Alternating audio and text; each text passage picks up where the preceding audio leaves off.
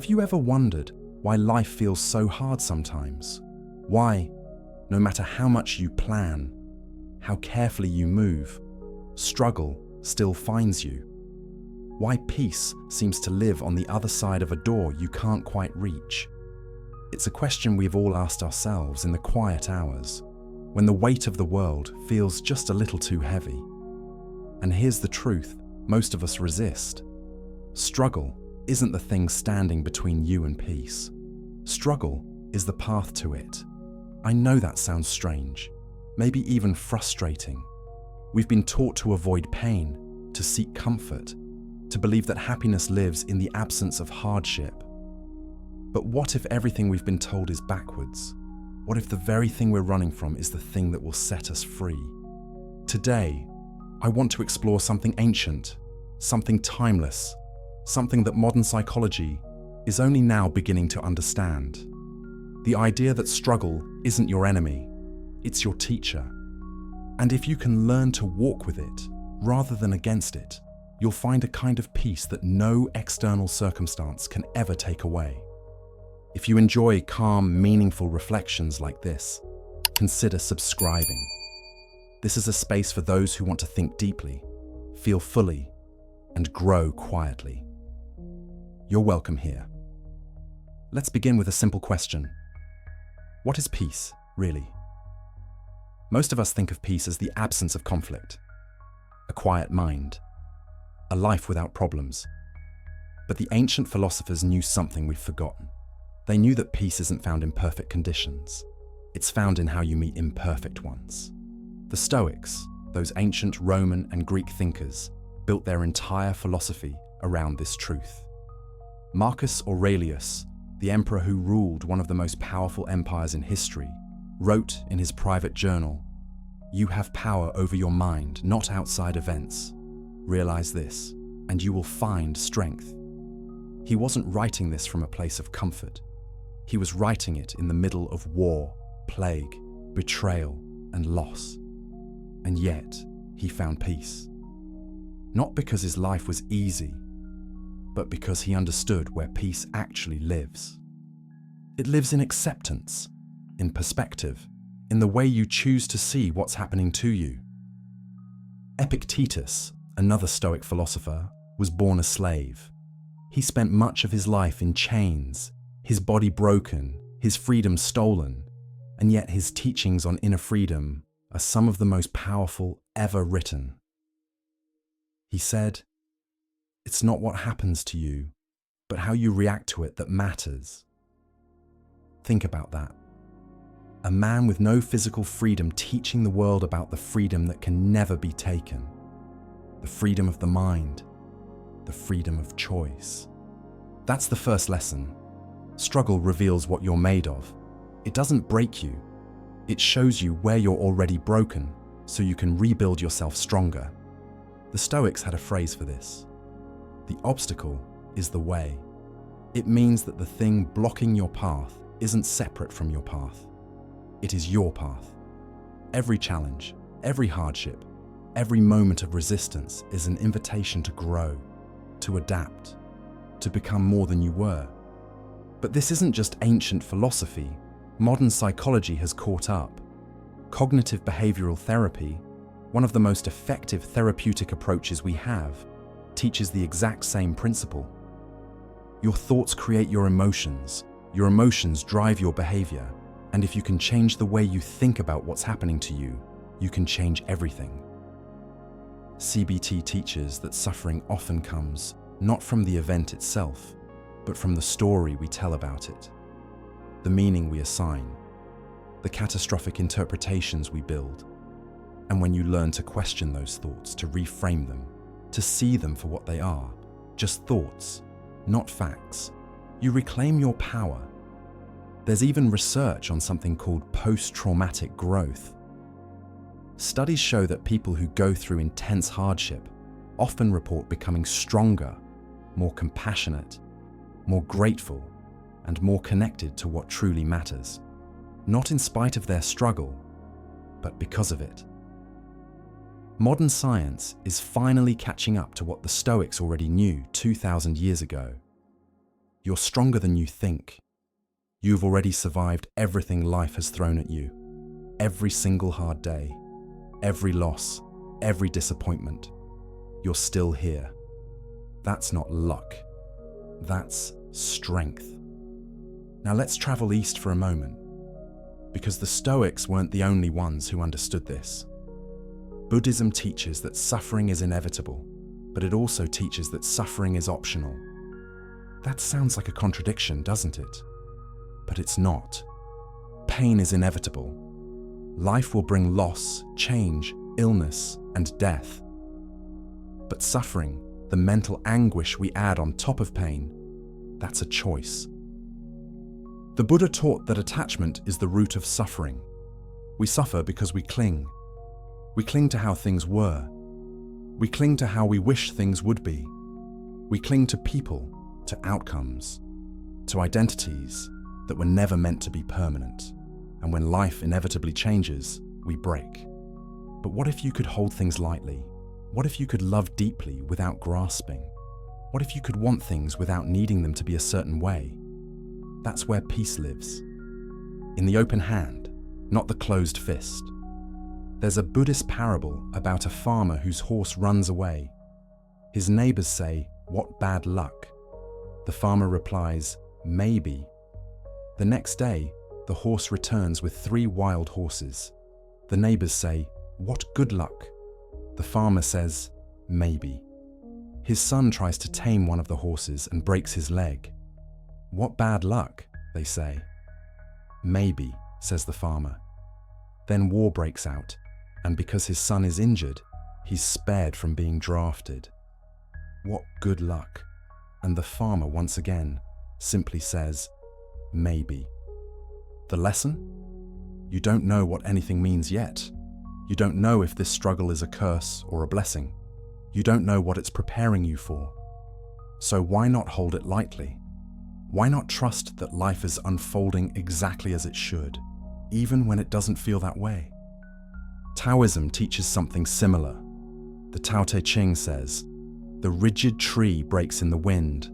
The flexible tree bends and survives." Strength isn't about being hard. It's about being adaptable. It's about flowing with life, not against it. Water doesn't fight the rock, it moves around it. And over time, it shapes the rock. That's what struggle does to you, if you let it. It shapes you. It softens your sharp edges. It teaches you patience, humility, compassion. It makes you human. You're allowed to be a work in progress. You don't have to have it all figured out. You don't have to be strong every single day. Sometimes strength is simply the choice to try again, to get up, to keep going, even when you don't know where you're going. So what does this look like in practice? How do you actually find peace in the middle of struggle? Let me share a few small, grounded practices that have helped countless people, myself included. First, journaling. The Stoics were big on this. Marcus Aurelius didn't write his meditations for anyone else. He wrote them for himself, as a way to process, to reflect, to remind himself of what mattered. You don't need to be poetic. You don't need to be profound. Just write what you're feeling, what you're struggling with, what you're learning. There's something powerful about putting your thoughts on paper. It takes them out of the swirling chaos of your mind and makes them real, manageable, clear. Second, practice what the Stoics called negative visualization. It sounds dark, but it's not. It's simply imagining, for a moment, losing the things you take for granted. Your health, your loved ones, your home. Not to make yourself anxious, but to remind yourself of what you have right now. Gratitude isn't just a nice feeling, it's a practice, and it's one of the fastest ways to shift from suffering to peace. Third, bring awareness to your breath, not in a forced way, but just noticing it. When you're stressed, your breath is shallow, tight, high in your chest. When you're calm, it's deep, slow, grounded. You can't always control what's happening around you, but you can always come back to your breath. It's the bridge between your mind and your body, between chaos and calm. Fourth, practice acceptance. Not resignation, not giving up, but acceptance. Acceptance means acknowledging what is, without adding a layer of resistance on top of it. It means saying, this is hard, and I'm allowed to feel that, and I'm going to keep going anyway. Byron Katie, a modern teacher, asks 4 simple questions when you're struggling with a thought. Is it true? Can you absolutely know it's true? How do you react when you believe that thought? Who would you be without it? Those questions can change everything.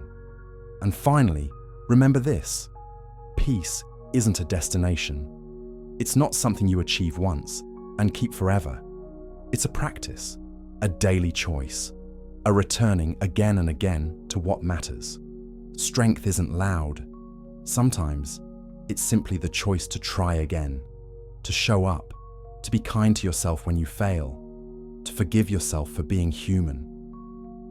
What has your hardest struggle taught you about yourself? Do you believe peace can exist without pain? I'd love to know your thoughts. Do you see struggle as a burden or a teacher? Leave your opinion below. I read every comment, and I learn from you just as much as I hope you learn from these reflections. Let's talk about something important: the stories we tell ourselves. Because here's the thing, most of your suffering doesn't come from what's happening. It comes from what you think it means. You lose a job, and you tell yourself you're a failure. A relationship ends, and you tell yourself you're unlovable. You make a mistake, and you tell yourself you're not good enough. But those aren't facts, they're interpretations, and interpretations can be changed. Viktor Frankl, a psychiatrist who survived the Nazi concentration camps, wrote one of the most powerful books ever written, Man's Search for Meaning. In it, he said, "Everything can be taken from a man but one thing, the last of the human freedoms, to choose one's attitude in any given set of circumstances, to choose one's own way." He watched people in the camps, in the worst conditions imaginable, and he noticed something. Some people gave up. Some people became cruel, but some people became more human, more compassionate, more connected to meaning. The difference wasn't in what happened to them, it was in how they chose to meet it. He also said, "He who has a why to live can bear almost any how." Meaning is the antidote to suffering. When you know why you're doing something, why you're enduring, why it matters, you can withstand almost anything. So ask yourself, what's your why? What matters to you? What are you building, even in the middle of the mess? Because struggle without meaning is torture. But struggle with meaning is transformation. You're not behind. You're not broken. You're simply becoming. And becoming takes time. It takes patience. It takes falling down and getting back up. It takes failing and trying again. That's not weakness. That's life. There's a concept in Japanese culture called kintsugi. It's the art of repairing broken pottery with gold. Instead of hiding the cracks, they highlight them. They make them beautiful. Because the breaking is part of the story. The repair is part of the beauty. You are kintsugi. Your cracks are not flaws. They're proof that you've lived, that you've survived, that you've been broken and chose to put yourself back together. And here's what nobody tells you. The peace you're searching for isn't on the other side of your problems. It's not waiting for you when life finally gets easier. It's available to you right now, in this moment, exactly as you are. Because peace isn't a feeling, it's a perspective. It's the ability to sit with discomfort without needing to fix it immediately. It's the ability to feel your feelings without being consumed by them. It's the ability to say, "This is hard and I'm okay." Both things can be true at the same time. The Stoics practice something called amor fati, the love of fate. Not just accepting what happens, but loving it, embracing it, seeing it as necessary. as perfect, in its own strange way, because everything that's happened to you has made you who you are, and who you are is enough. If you found value in this reflection, subscribe to join others on the same journey toward inner calm. This isn't just content, it's a conversation, a community of people who want to live more intentionally, more peacefully, more fully. I'd be honored to have you here. Let me share something personal. There was a time in my life when I thought peace meant having everything under control. I thought if I could just plan enough, work hard enough, be good enough, I could avoid pain. And for a while I tried. I built walls. I stayed busy. I distracted myself. But life has a way of humbling you. It has a way of breaking down the walls and forcing you to feel what you've been avoiding. And in that breaking, I found something unexpected. I found that I was stronger than I thought, that I could sit with pain and not be destroyed by it, that I could lose things I thought I needed and still be okay. That peace wasn't something I had to earn or achieve. It was something I could choose, even in the middle of chaos. That's what the ancient wisdom teaches. That's what modern psychology confirms. That's what your own life has probably already shown you if you're willing to look. You've already survived your hardest days. You've already proven your resilience. You've already walked through fire and come out the other side. Maybe not unscathed, maybe not the same, but here, still trying, still hoping. That's not nothing, that's everything. So what now? How do you move forward? You take it one day at a time, one moment at a time. You practice, you stumble, you get back up.